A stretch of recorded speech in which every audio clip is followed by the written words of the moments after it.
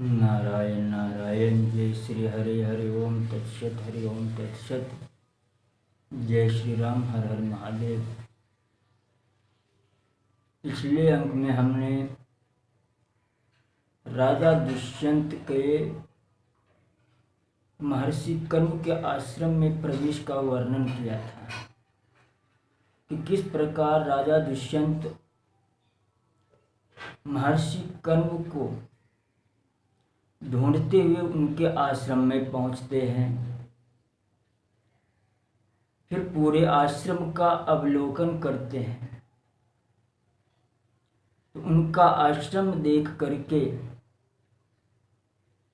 वे इतने आकर्षित हुए जैसे लगा इस पृथ्वी पर दूसरा ब्रह्मलोक ही उतर आया हो। सब अपने अपने यज्ञ कर्म अग्निहोत्र से पूरा आश्रम गुंजायमान था, प्रतिध्वनित हो रहा था। उन सबको देखते हुए राजा दुष्यंत आश्रम के उस कोने में पहुंचे जहां पर कि महर्षि कण्व स्वयं जिस आश्रम में रहते थे।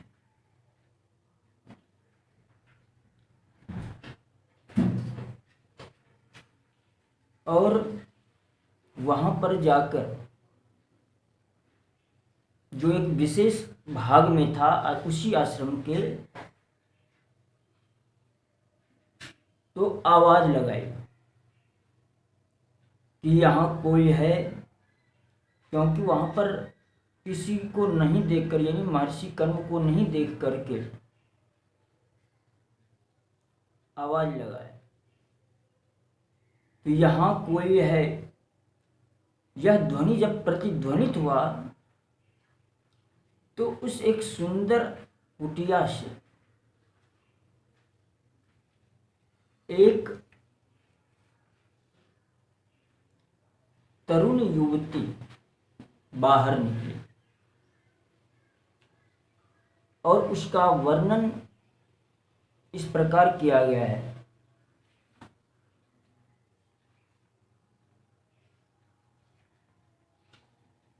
दुष्यंत के उस शब्द को सुनकर एक मूर्तिमती लक्ष्मी से सुंदरी कन्या तापसी का वेश धारण किए आश्रम के भीतर से निकली,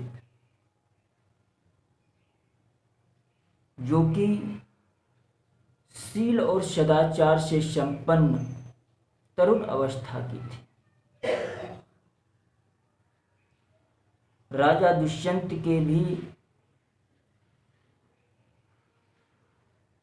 नेत्र प्रफुल्ल कमल दल के समान सुशोभित थे।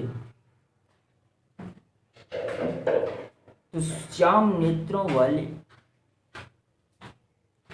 उस शुभ लक्षणा कन्या ने सामान्य राजा दुष्यंत को देखते ही, सम्माननीय राजा दुष्यंत को देखते ही मधुर वाणी में उनके प्रति सम्मान का भाव प्रदर्शित करते हुए शीघ्रता पूर्वक स्पष्ट शब्दों में कहा, अतिथि देव आपका स्वागत है। यानी ये एक शिष्टाचार होता था। कोई भी बाहर से आए तो हमारी संस्कृति में अतिथि को भी देवता की समान समझ करके उसका स्वागत सत्कार किया जाता था। तो इस प्रकार से शकुंतला ने भी राजा दुष्यंत का पहले अतिथि देव कह करके सम्मान किया। फिर बैठने के लिए आसन, पाद्य, अर्घ्य आदि जो भी उस समय की निवेदन करने के लिए अतिथि के लिए सर्वप्रथम परंपरा थी, उन सब का निर्वाह शकुंतला ने की। फिर उसके बाद कुशल समाचार पूछे कि राजन आपका शरीर निरोग है ना, घर पर सब कुशल है ना। फिर उसके बाद पूछी कि आप अपना उद्देश्य बताइए, आने का प्रयोजन बताइए, आप किस उद्देश्य से यहाँ आए हैं, आपका आश्रम की ओर पधारने का क्या कारण है, आप कौन सा यहाँ कार्य सिद्ध करना चाहते हैं, आपका परिचय क्या है, आप कौन हैं। इस प्रकार से शकुंतला ने भी परिचय जानने की दृष्टि से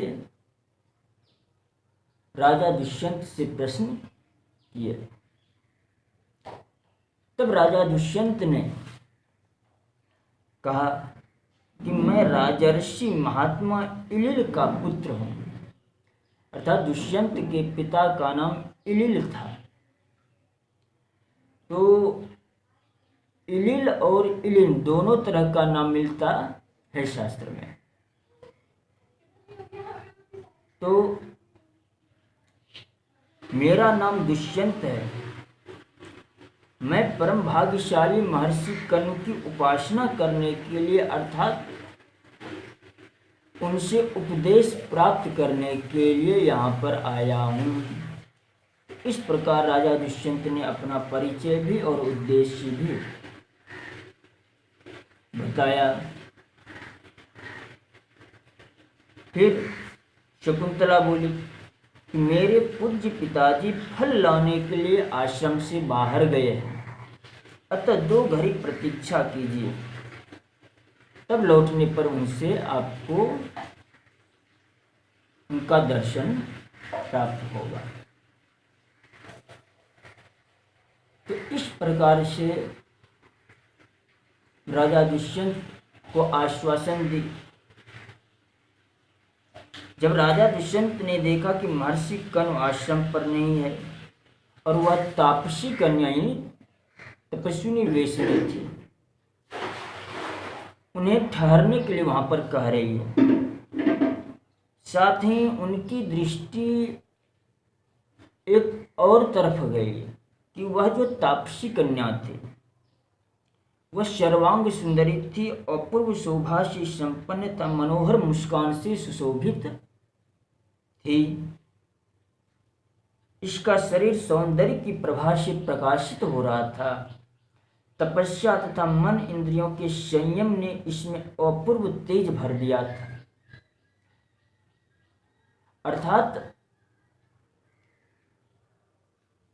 मन को संयमित करके तपस्या के द्वारा जो तेज की वृद्धि होती है, शरीर में तेजस्विता आती है, जिसको देखने से ही एक तरह का अलग आभास होता है।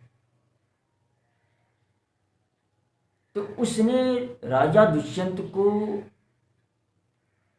अनायास आकर्षित किया, उनके उस गुण ने। तो यह अनुपम रूप और सौंदर्य देख करके राजा ने पूछा कि तुम कौन हो और किसकी पुत्री हो और किस लिए इस वन में आई हो। जबकि शकुंतला ने पहले ही यह बात बताई कि मेरे पूज्य पिताजी यहाँ नहीं है, तो इसका तो सीधा अर्थ हो जाता है कि वह उनकी पुत्री हो गई। लेकिन फिर भी राजा दुष्यंत ने यह प्रश्न किया कि तुम किसकी पुत्री हो, क्योंकि उनको संदेह हुआ कि महर्षि कर्ण की यह पुत्री हो ही नहीं सकती है और शकुंतला भी झूठ नहीं बोल सकती है। यहाँ एक अद्भुत तथ्य प्रतिपादित किया गया है जो बहुत ही विचारने योग्य है, आजकल वो मनन करने योग्य है कि राजा दुष्यंत के मन में यह सवाल कौंधा कि महर्षि कनु तो नैष्ठिक ब्रह्मचारी है, तो फिर शकुंतला उसकी पुत्री हो कैसी सकती है। तो इस संदेह के लिए,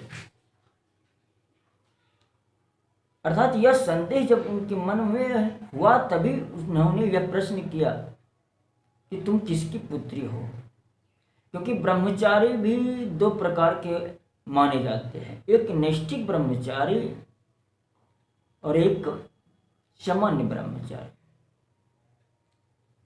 सामान्य ब्रह्मचारी का अर्थ होता है जिसने ब्रह्मचर्य का नियम तो लिया है परंतु आवश्यकता पड़ने पर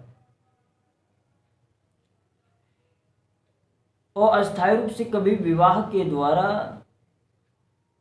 योग बल से या किसी अन्य विधा से भी स्पर्श के द्वारा संतान उत्पन्न कर लेते थे, जैसे महर्षि वेदव्यास ने किया। फिर महर्षि पराशर के द्वारा ही सत्यवती के गर्भ से महर्षि वेदव्यास प्रकट हुए थे, वो भी ब्रह्मचारी की गिनती में आते हैं। लेकिन नैष्ठिक ब्रह्मचारी का अर्थ हो गया जिसने जीवन में कभी भी किसी भी स्त्री का स्पर्श ना किया हो। जिस प्रकार भीष्म पितामह थे उसी प्रकार महर्षि कण्व भी थे नैष्ठिक ब्रह्मचारी। तो जब महर्षि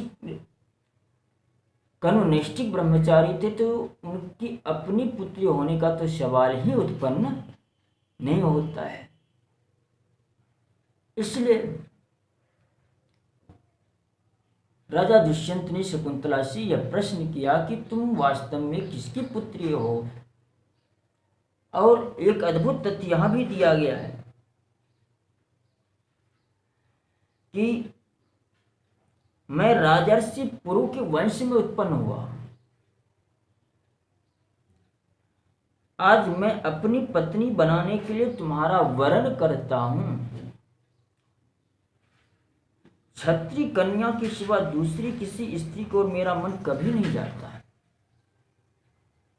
कितनी बड़ी अद्भुत तथ्य है कि मेरा मन इतना संयमित है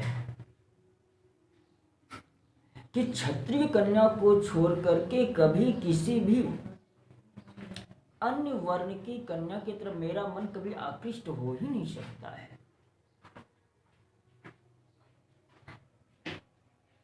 और कहा अन्य ऋषि पुत्रियों यानी ब्राह्मण की पुत्री या कन्या अपने से भिन्न वर्ण की कुमारियां तथा पराई स्त्रियों की ओर भी मेरे मन की गति नहीं होती। और कहा मधुर भाषिणी तुम्हें यह ज्ञात होना चाहिए कि मैं अपने मन को पूर्णतः संयम में रखता हूं। ऐसा होने पर भी तुम पर मेरा अनुराग हो रहा है, अतः तुम क्षत्रिय कन्या ही हो। यानी यह कितनी बड़ी अद्भुत बात है कि मन भी इतना संयमित हो सकता है जिसका अचानक भी अपने से भिन्न वर्ण यानी पराई स्त्रियों की ओर कभी मन यानी जो उनसे विवाह के योग्य ना हो उनकी तरफ कभी मन जा ही नहीं सकता है। क्योंकि वर्ण व्यवस्था के अनुसार यह विधान होता था अपने ही वर्ण में विवाह करना उत्तम माना जाता है। भिन्न वर्ण में विवाह करने से वर्ण संकरता उत्पन्न होता है और प्राय निम्न वर्ण के पुरुष को उच्च वर्ण की कन्या से विवाह नहीं करना चाहिए। इस प्रकार से मन को पहले ही इतना संयमित कर लिया जाता था, उच्च वर्ण के कन्या के प्रति कभी मेरा मन जा ही नहीं सकता है, उसके प्रति मेरी मात्र बुद्धि हो जाए। तो महर्षि कण्व ने राजा दुष्यंत ने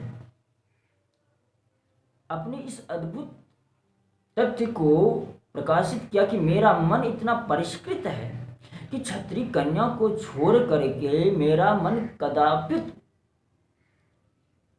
ब्राह्मण कन्या की तरफ जा ही नहीं सकता है। ब्राह्मण कन्या तो हमारे लिए मातृवत पूज्य है और उनकी बात छोड़िए, और बाकी वर्ण या पराई स्त्री की तरफ भी मेरा मन कदापि जा ही नहीं सकता है, लेकिन मेरे मन में तुम्हारे प्रति अनुराग, यानी शकुंतला को लक्ष्य करके कहा कि मेरे मन में तुम्हारे प्रति अनुराग हो रहा है। इसका अर्थ है यानी मेरा मन ही प्रमाण है कि तुम क्षत्रिय कन्या ही हो, ब्राह्मण कन्या हो ही नहीं सकती। इसमें मेरा मन ही प्रमाण है, क्योंकि मैं अपने मन को इतना संयमित रखता हूँ कि मेरा मन कभी विपरीत दिशा में जा ही नहीं सकता है। यानी वर्ण व्यवस्था की इतनी महिमा थी जिसको कि आजकल व्यक्ति नहीं समझ पाते, और वास्तव में भी यही बात थी कि राजा दुष्यंत वास्तव में उनके जन्म की कथा, उसका जन्म कैसे हुआ, कैसे महर्षि कर्ण के पास आकर के पली बढ़ी, इसका ज्ञान नहीं था। लेकिन फिर भी अपने मन के द्वारा उसने यह अनुमान कर लिया